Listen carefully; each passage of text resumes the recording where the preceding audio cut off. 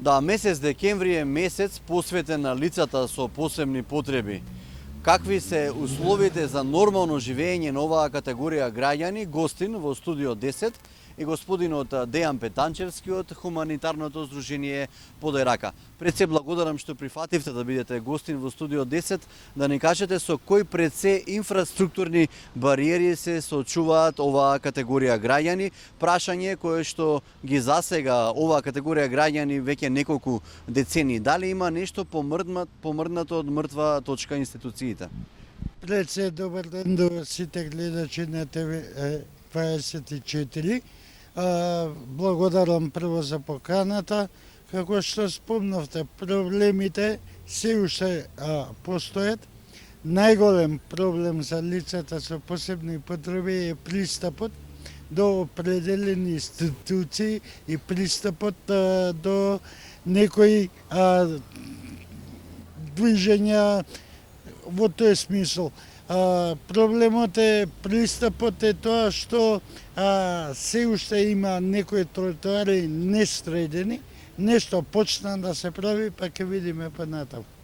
Токму на оваа тема разговараме и конкретно го избравме ова место каде што нашиот снимател може да регистрира во каква состојба е овој тротоар во центарот на градот, каде што многу тешко е кој било да помине, а камоли оние лица кои што користат инвалидска количка. Дали алармирате, дали ги потсетувате институциите, што одговараат тие?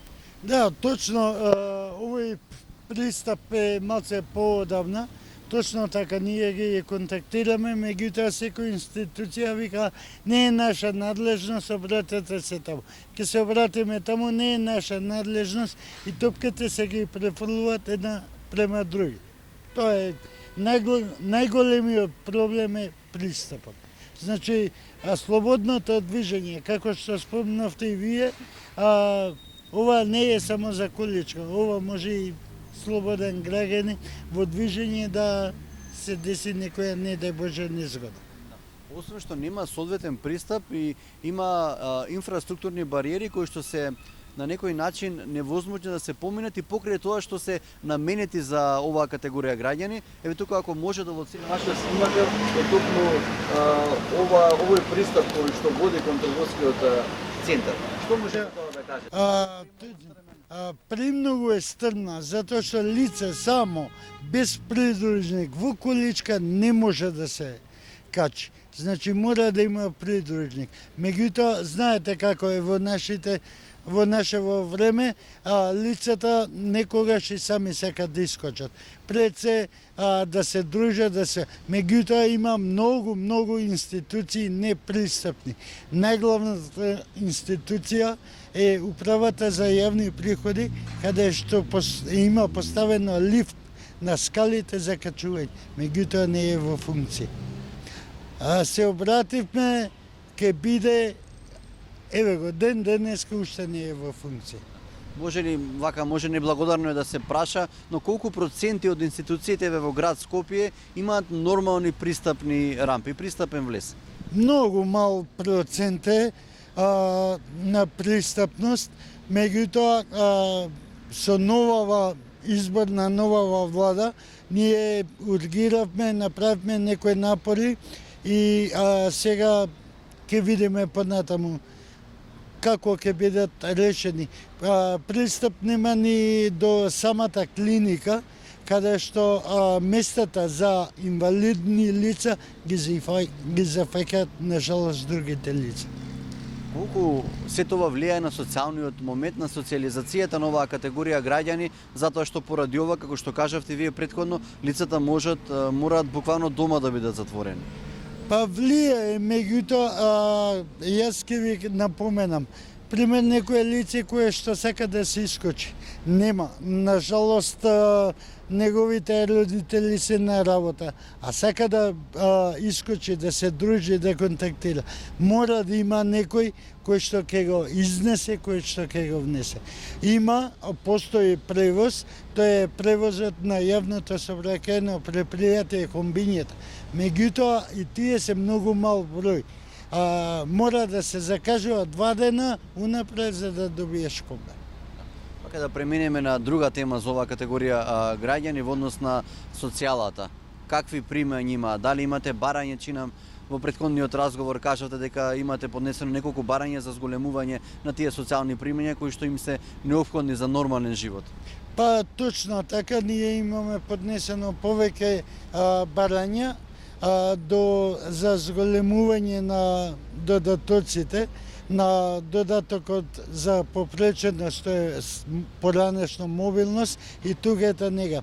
Јас само ќе прашам едно, дали некое лице со посебни потреби може да живее само со 15.000 денари?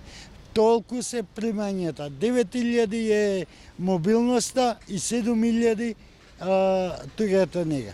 Меѓутоа, за жал, сакам да напоменам дека ние поднесовме иницијатива до Министерство за труд и социјална политика да воведе и евиденција да направи на список на лица кои што користат мобилност. Пошто имаме сознание дека има некои кои што не му следува, а го зема правото.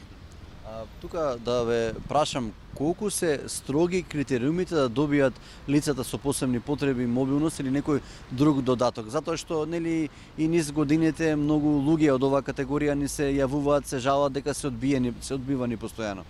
Да, точно, тешки се условите, затоа што поготово сега последниот месец, знаете и вие медиумите бевте известени дека каснееше додатокот за попреченост мобилност и сакам да напоменам дека малце да се поведе поголема евиденција, по-респективно да се гледа на тие права, затоа што лице кое што има добиено мобилност, не било која диагноза, не може да му се подобри ситуацијата. Сега се гледам, поише и поише имаме сознание дека луѓе кои што го добивале додатокот на година-две, сега им е на 6 месеци.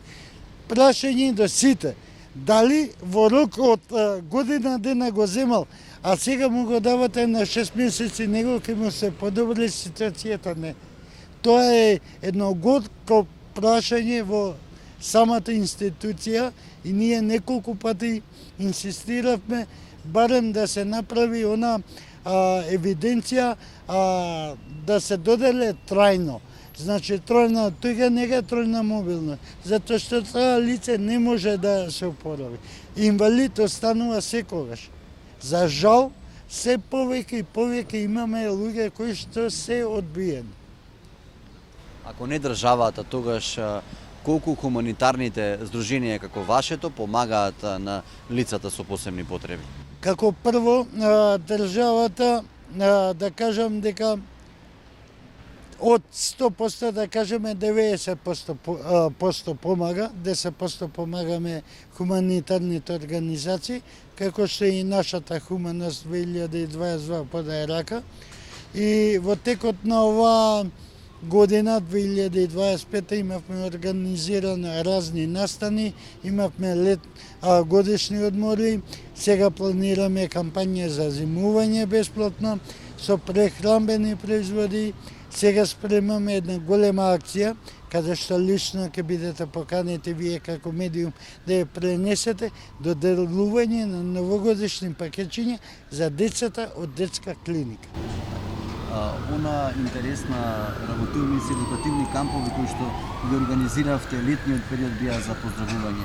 Дали овие активности ќе продолжат и да, продолжуваат и за зимскиот период ќе имаме кампања каде што ќе бидат однесени оние социјално загрозени семејства и оние лица кои што се во можност во познатите зимски центри во Македонија.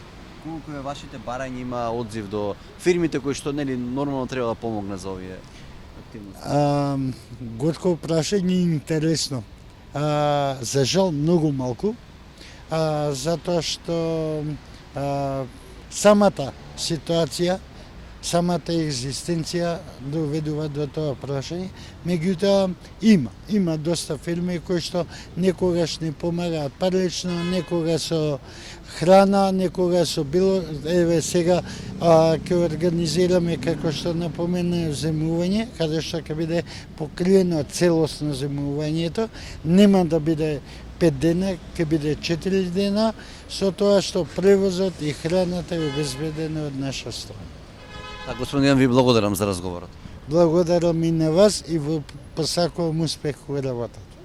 Ете, тоа беа апелите на хуманитарните здруженија, конкретно на хуманитарното здружение Поде рака. Се надеваме дека овие апели ќе стигнат до институциите со цел полесно движење низ градот, затоа што знаеме дека лицата со посебни потреби се соочуваат со голем број на инфраструктурни бариери, меѓутоа и поголем број на социјални примања кои што се неопходни за оваа категорија граѓани.